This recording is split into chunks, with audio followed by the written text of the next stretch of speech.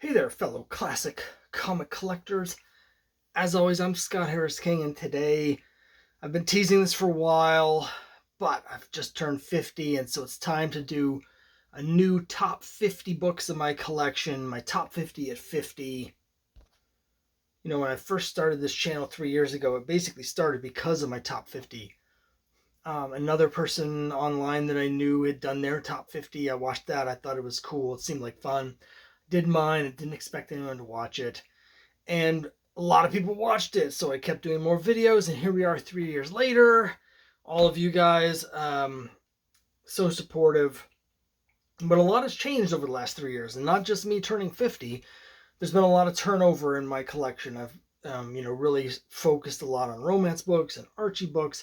I've sold a number of big books from my collection that were in the previous video because I needed the money to make comics.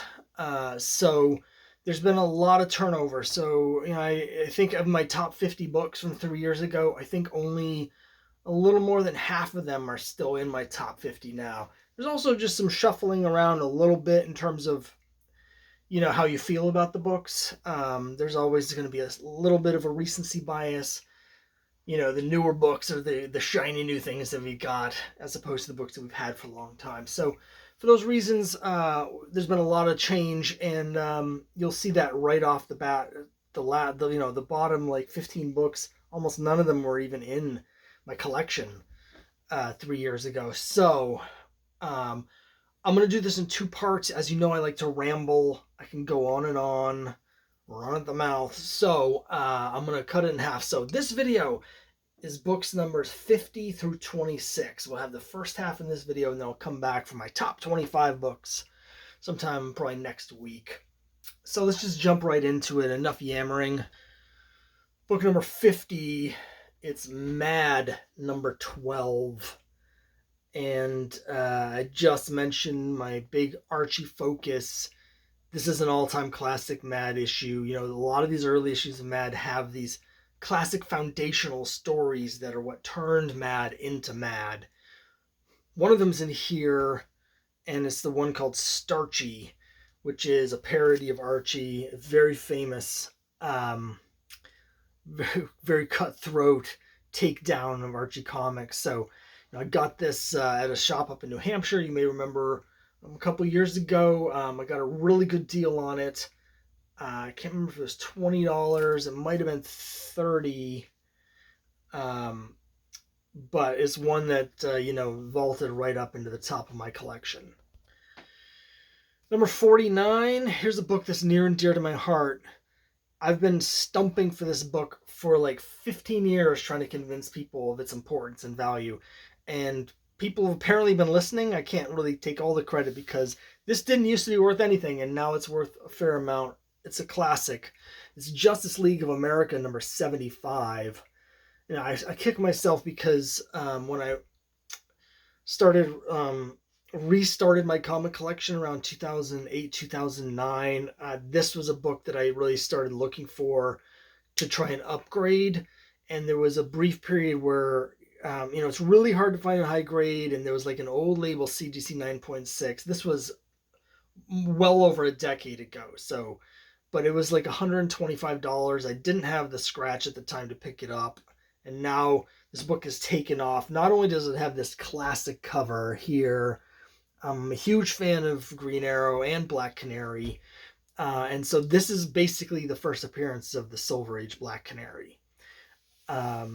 This is the issue where Black Canary comes from Earth 2 over to Earth 1. And in the process, a bunch of different things happen. She joins the Justice League. She becomes an Earth 1 character. Something happens in the process of going from dimensions that gives her iconic Canary cry superpowers. This is also the issue where she begins her relationship with Green Arrow. And so all of that stuff, basically everything you identify with the Silver and Bronze Age and beyond, the like modern version of Black Canary, it all debuts in this issue. And for that reason, like, I've always felt it was really important My copy is, it's a solid, like it's probably a 5. And I got it for, I don't know, $4 or something back in the day. Because I really want one for my collection. It's not that easy to find. But now it's very expensive. So that's my book number 49. Another new addition to my collection here at number 48, it's Weird War Tales number 1. Now, slightly ironic that I sold off. I had about half of the run of Weird War Tales. I was slowly putting it together. That was one of the things that I got rid of when I was downsizing my collection. But I used some of the money from selling the rest of the issues to get this, because I do love Weird War Tales, and I've always loved the design of these first few issues back during the big 25-cent era. So I was really excited to get this. I love they have the first 5 issues have these giant numbers on here. First sensational issue. So I do have, I think, number 4 and 5. So I might end up getting 2 and 3 to have that run of those first 5 issues with the cool design, the oversized issues. But I've always really dug this. I wanted it. So a couple years ago, when I sold off a giant chunk of my collection, I used some of the money to buy a bunch of keys that I've wanted for a long time. You're going to see several of them here tonight. And this is one of the ones that I picked up at that time.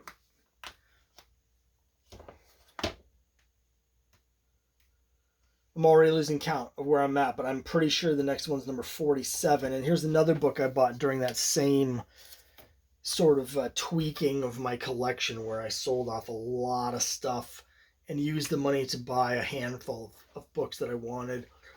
And it's Showcase number 80, the first appearance of the Silver Age Phantom Stranger. Or is it the first Silver Age appearance of the Phantom Stranger? What's important is that the Phantom Stranger, first appeared, I think it was in 1951, maybe?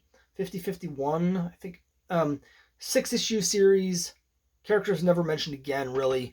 But then brought back right at the end of the 60s. So, like, almost 20 years later, brought back by Neil Adams, cover, and turned into this super cool character that we know and love today. So this is one that I've wanted for a while. Again, I sold my collection of Phantom Stranger. I had most of the run, but I was missing issue 1 and a couple of the lower issues. I had most of the later issues. I sold all of those, used the money to get this. I didn't sell all of them. I kept issue 10 because of the classic cover. But that's what I did with a lot of these. Like with the Weird War Tales, I sold the whole run except 93, which has turned out to be a good idea with the recent announcement of the Creature Commandos movie. But anyway, there it is, Phantom Stranger, number 47. Book number 46. Here we start to get into some of my new romance acquisitions. There's going to be a lot of romance books in this top 100. This is a recent edition. I just got this a little while ago, so you may remember me talking about this in one of my recent haul videos. It's Sweethearts number 122 from Charlton. Not a book that's on most people's radar, because why would it be? But it's from those in the know, from the hardcore romance and the hardcore Charlton collectors. This is the hardest one to get. Of all the 1,200 and some Charlton romance, this is apparently the rarest. Charlton bought this title from Fawcett, so it continued the numbering from Fawcett's, which ran up to issue 121. So 122 is the first Charlton issue. The next issue, they renumbered it. So it goes from 122 to 23. They just lopped the 1 off of it. In just a couple issues, they started doing drawn covers.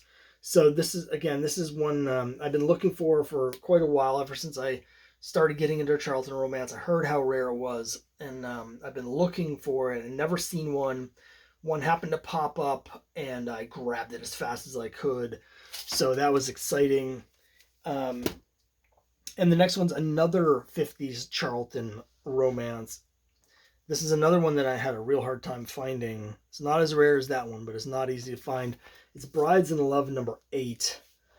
And this is just one of my favorite covers. I was looking for this, when my wife and I got engaged. I was really trying to find one of these before the wedding, which I was not able to do, but I did eventually get one. I just love everything about it. It's this newlywed couple. You can see the just married sign on their car.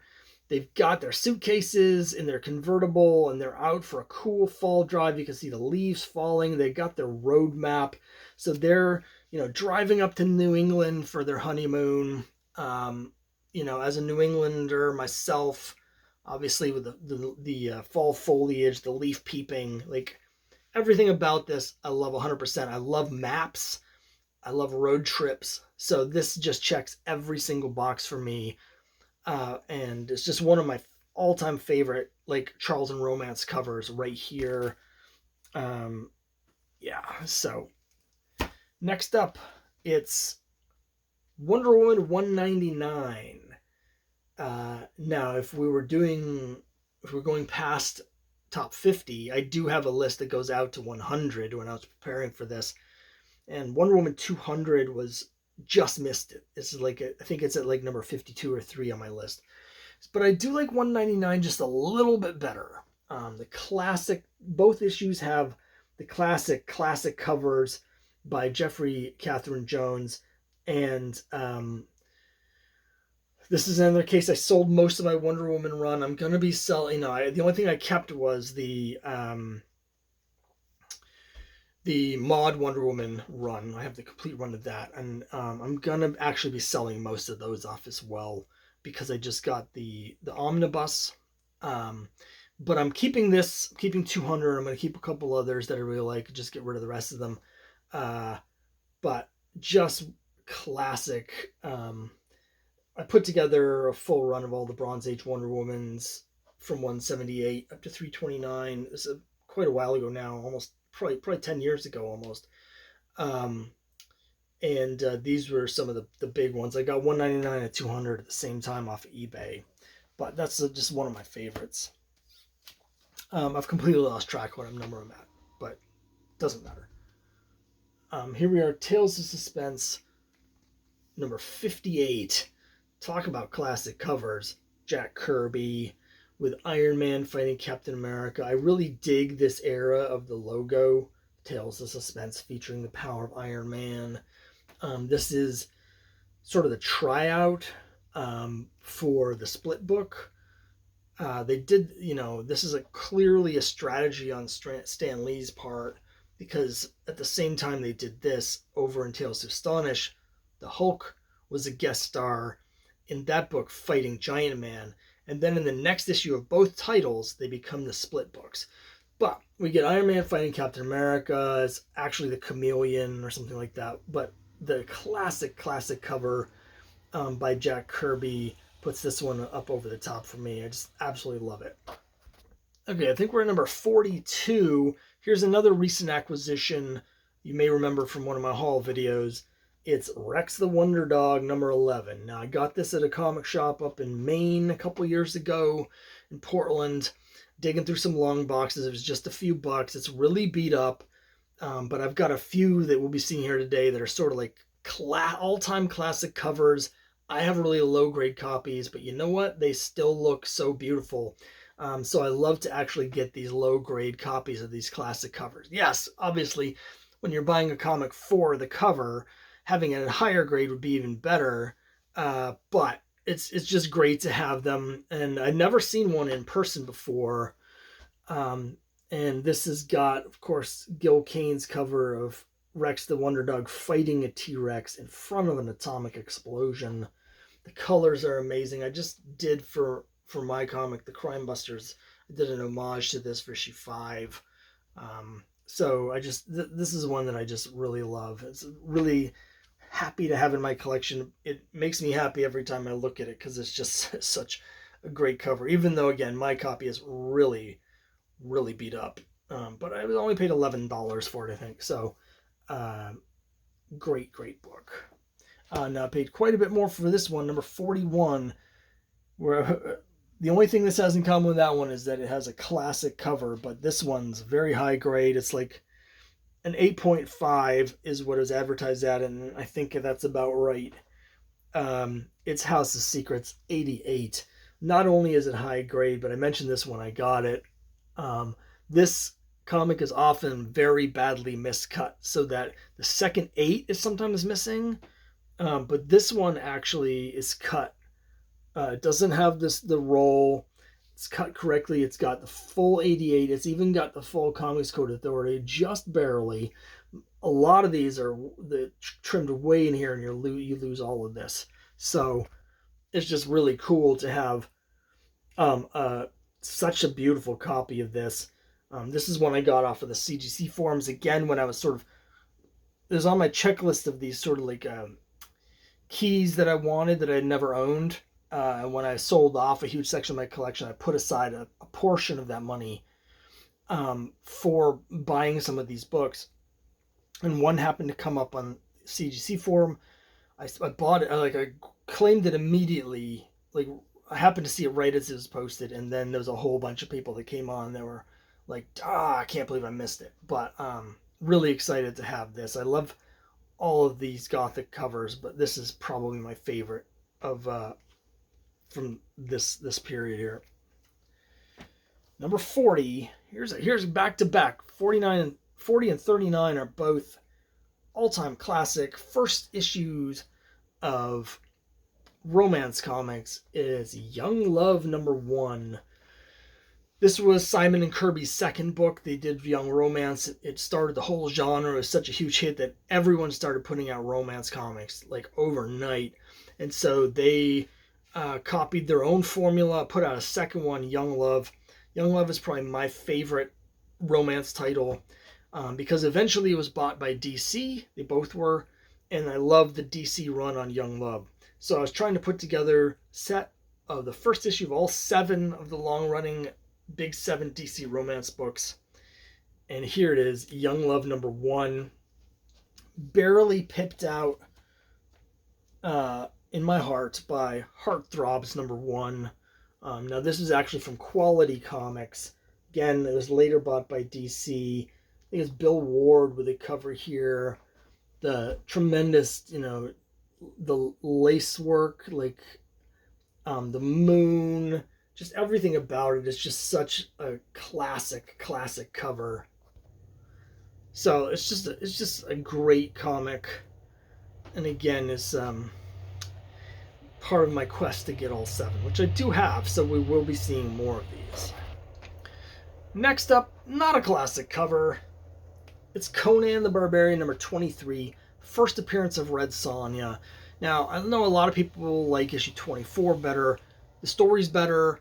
Red Sonia is in more of the story, and it has the classic cover. So I love it. You really want to have 23 and 24 both, which I do have both, of course, because I have a complete run of Conan. But it's no question at all. Don't believe the lies. This is clearly the first appearance of Red Sonia, a character much like Wonder Woman, a character that I love, even though she has not been served well over the years with particularly good stories. Now, I haven't read much of her Dynamite years, but I used to have all of her Marvel comics, and the best you could say about them is that there was some pretty artwork in some of them, but there was not a lot going on story-wise that I could recommend.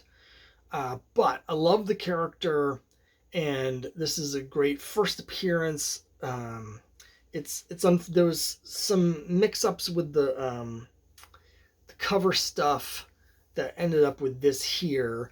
The cover for this issue was originally supposed to be the one that they ran on issue 22, which was by Barry Windsor Smith, but still didn't have Red Sonia on it. But anyway, so it's too bad she's not on the cover here, but it's a great comic. I mentioned earlier how much I love Green Arrow. So here it is, an iconic story, an iconic cover. It's Green Lantern, Green Arrow, 85. My ward is a junkie. You always have all the answers, Green Arrow. Well, what's your answer to that? Well, Hal is such an absolute tool on this cover. What a jerk.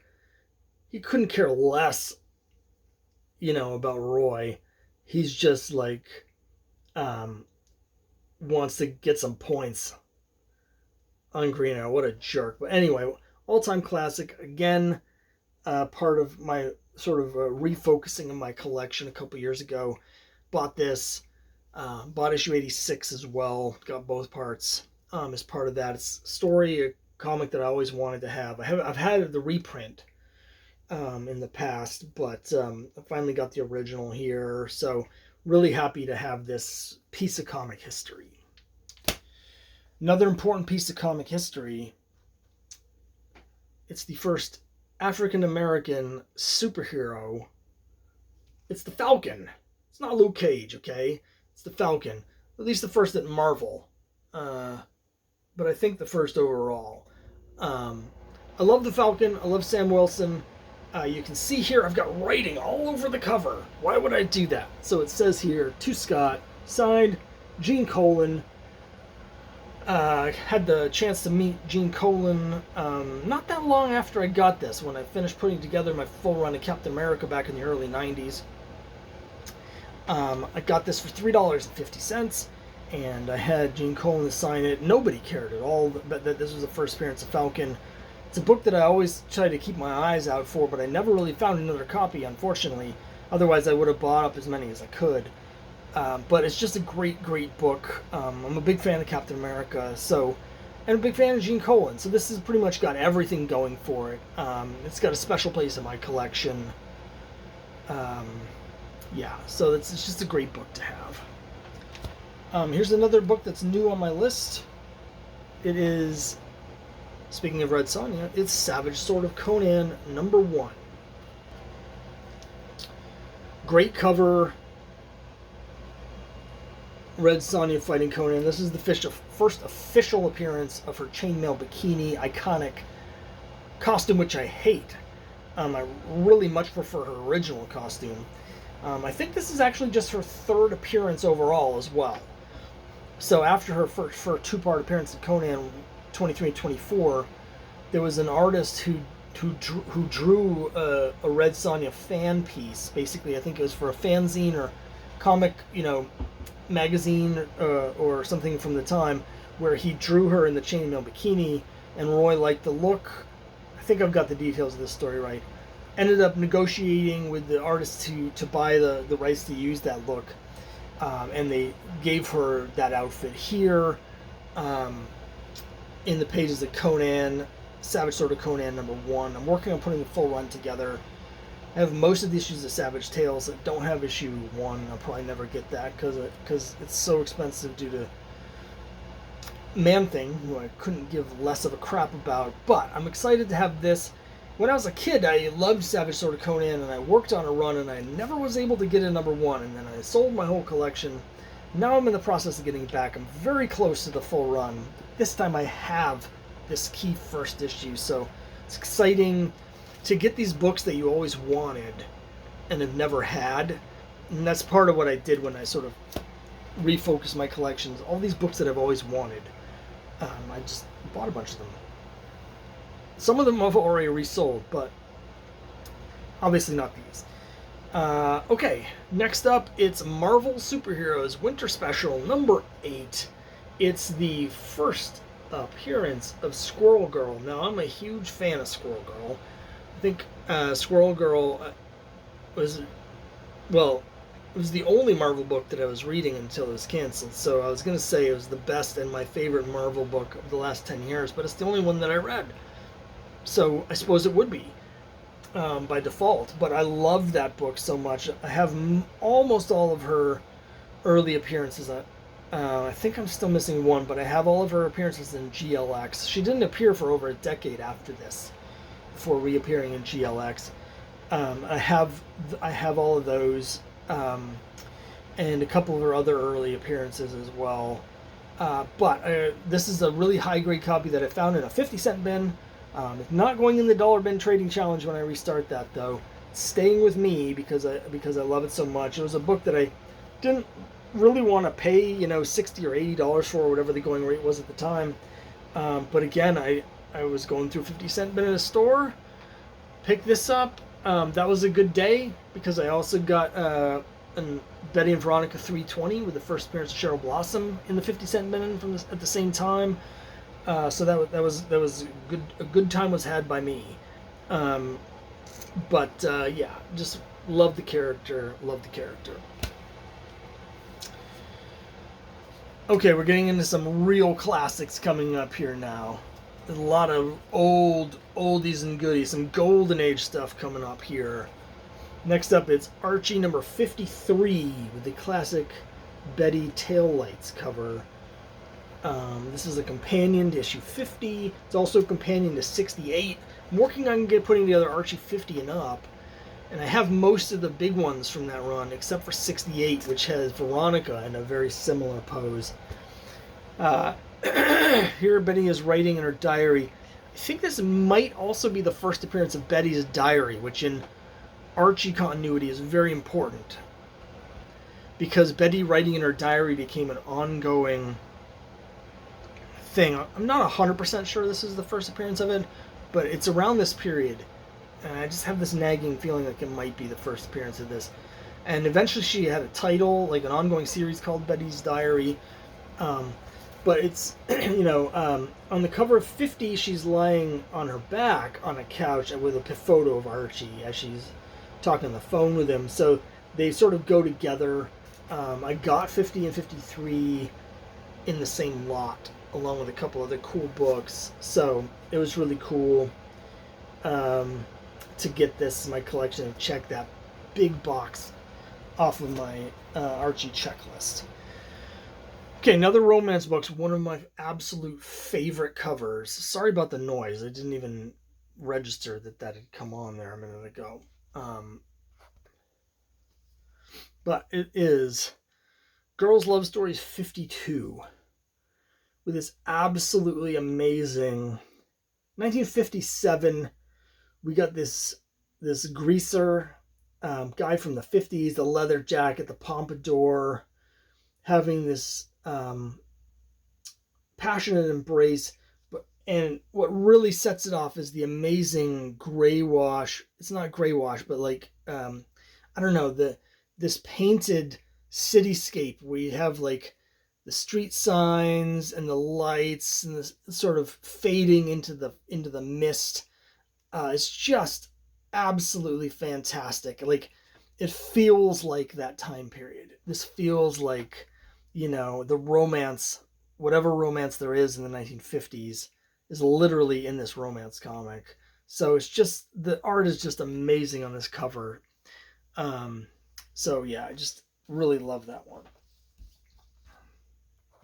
And that was book 31. So here we are, number 30, another classic cover that I've gotten recently. Well, it's been a couple years now. It's Adventures in the Unknown 58 with this classic True Vision 3D with the black frame of the robot having his way with this train. It's a great robot cover, and the art's fantastic. Like, just, well, you can see that someone stamped a tank on mine, but you can barely notice that unless you're looking close, which we do want to do, because just look at these True Vision where they're trying to do like a 3D effect by having like the background is sort of washed out, and then we have the characters that break the frame of this, and there's stories inside that are like that. The idea is to do a 3D effect without the 3D glasses. These are amazing. I love all of these. They only did this for 3 months at ACG, but those are like the top books to get, in my opinion.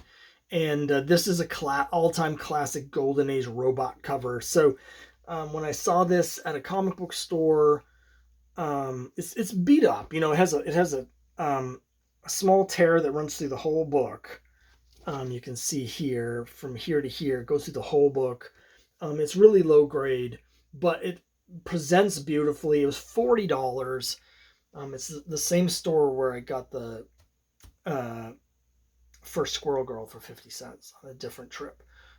So that's a store I go back to relatively often. I try and wait 6 or 8 months for them to turn over stuff and then go back and see what they've gotten in new. But just all-time classic Golden Age book. I was really excited to get this. Number 29, on the other hand, is a book I've had in my collection for over 30 years. It's Captain America number 100. I mentioned I have a full run of Captain America. Now, I say that, of course, I don't keep up with the newer series. So I mean the original Silver Age Marvel. So I have from Tales of Suspense 58 up through Captain America, whatever it was, 454. And that's where my collection stops, although I do have some of the Brubaker run, I think.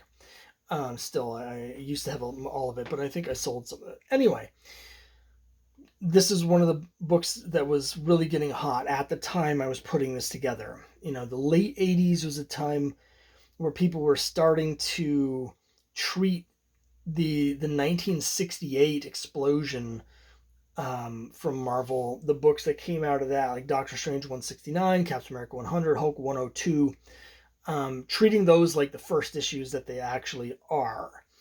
And so it was a valuable book at the time I got it, but it had sort of just really started escalating. So I got in before it was too much. I don't remember what I paid for it. It wasn't a lot. I don't know. It was less than 100 for sure, but I think it was much less than that. I think it was probably more like 50. I probably traded for it as well. But what can I say? Books were a lot cheaper back then. But it is the first issue of Captain America. I do think that issue 58 and 59 in particular, which has the Captain America logo on it, should be a lot more valuable than it is as the first issue of the ongoing Captain America series. But this is still it's a great book. I think I got my numbering wrong here. Let's see, 26, 27, 28. This is actually number 30. Yep, see, it's so hard to keep these numbers straight. But here we are, number 29. It's Boy Comics number 6. You can see I have a CGC 4.0. As you know, I'm a huge fan of Crime Buster. I'm a huge fan of Boy Comics. I have the complete run of Boy Comics. And for Boy Comics fans, this is one of the best issues in the run. It's got the all-time classic cover of Iron Jaw fighting Crime Buster and about to bite his arm off. Squeak's attacking. It's got the haunted house in the background. For those of you who do check out the comics that I make, when I did the Crime Buster 80th anniversary special, I was given permission to use some original, never before published Crime Buster cover that was had been commissioned by a friend of mine that was drawn by George Tuska. And it was obviously a huge honor for me to have George Tuska's cover on one of my comics. But the important thing there, the reason I'm bringing it up, is that he clearly was looking at this cover when he drew it, because it's this scene, but just redone from a different angle. And that just adds like an extra layer of awesomeness for me personally with this book. But this is a book that it was, when I was putting together my Boy Comics run originally, this was one of the ones that was more expensive. I got the CGC graded myself. I thought I was going to get a 3, so I was really excited with a 4. It's worth a lot more money now than when I originally got it. So I'm pretty happy with that. And we'll be seeing some more Boy Comics later. Don't you worry about that. All right, here we are, number 28. Now, this was higher in my thing last time, but it was a different copy. It's Avengers number 8. First appearance of Kang the Conqueror. Now, Kang's my favorite supervillain. I love Kang. Obviously, Avengers is my favorite superhero comic. I've got a complete run of that. I'm a big Avengers guy. So this book means a lot to me. This is the 4th copy of this book that I've had. I got a really crappy one that was horribly miscut. Upgraded to a really crappy copy that was not horribly miscut. Then I upgraded to a book that was advertised as an 8.0, and I think in my last video I said it was an 8.0. But it wasn't an 8.0, because when I was considering selling it, when all the movie hype was at its peak, I got it out and I really looked close at it, and it actually had some stuff on the cover that you couldn't see. If you're looking at the book straight on, you couldn't see it. You had to tilt it at an angle to see that there was actually some stuff on the cover. So for me, that book was probably no better than a 5. So I ended up selling it, but then I used some of the money to buy back a lower grade copy. So I basically downgraded. And the book that I have here was advertised as a 3.5, but I think it's actually a 4.5. So I basically dropped about 1 grade level, and got about $900 in my pocket for doing that. That's why I ended up selling my other copy. It was getting so expensive that I was like, you know what, and I was also like, I was disappointed with the comic because it had sort of a bad taste in my mouth. I had done a big trade when I was a kid to get it, and the guy that had traded me issues 7 and 8 had advertised them as being very fine, and they both have this stuff that is on the cover, and so it just was leaving a bad taste in my mouth to have that in my collection, because every time I looked at it, I thought about this guy that was basically trying to get one over on a kid. So I decided just to sell it, get the extra money, downgrade it. And because I've had so many copies of this, it's not like there's a huge personal connection with the individual copy. So I'm very happy with this. It's a very solid 4.5. And of course, I didn't want to break up my Avengers run. So, but for those reasons I just said, that's why it slid down a little bit. It has nothing to do with the movie. I'm still excited to see Kang in the movies because, again, he's my favorite. Number 27, I mentioned I had a complete run of this earlier. It's Conan the Barbarian, number 1. Got a really good deal on this. A friend of mine had been working with a guy who had bought this off the stands, an original owner run of like the first, I don't know what he had, 20 issues or so. Unfortunately, that gentleman passed away, and so they were selling off his estate, and they had been talking to some comic stores who were going to give them like 30%. And so my friend said if there's anything that I wanted for my personal collection, they would sell them to me. So basically I paid 50% off. I paid 50% of going rate. So they got more money and I got an incredible deal. I actually bought issues 1 through 7, all from that collection. And this is about a 6.5, maybe a 7.0, and it's the lowest grade of all of them. A lot of those books I got from that collection are around a 9, so they're all just beautiful, beautiful copies. And getting that block of all those early issues that I needed in nice condition really went a long, long way to allowing me to finish like the complete run of Conan, because obviously those are the most expensive ones. Conan was one of the first comics that I bought as a kid. I don't remember what my first issue was. I think it might have been 168, but it might have been a little earlier. It might have been as early as 166 or 165, but it's just a comic that I've always really liked. Over the years, I've put together runs and then sold it, and then put together a new run and then resold it. But this time around, got the complete run now. I never had the issue 1 before, so I'm really, really happy to get this.